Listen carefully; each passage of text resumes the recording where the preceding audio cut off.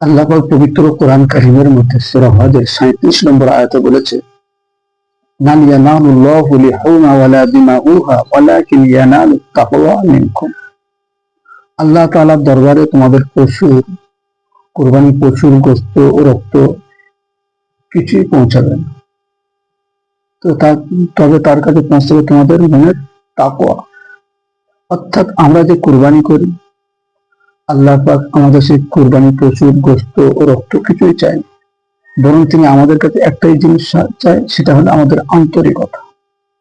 অর্থাৎ আমরা যে কুরবানি করি, এই আয়াত দ্বারা বোঝা গেল যে আমাদের একমাত্র উদ্দেশ্য হলো কি, আন্তরিকতার সাথে আল্লাহর নৈকট্য অর্জন করা।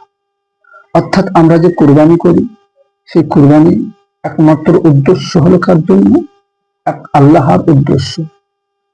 অর্থাৎ অন্য কোনো উদ্দেশ্য আমরা কুরবানি করব না, আল্লাহর নৈকট্য অর্জনের জন্য ইখলাসের সাথে, আন্তরিকতার সাথে, মহব্বতের সাথে আমরা পশু কুরবানি করব।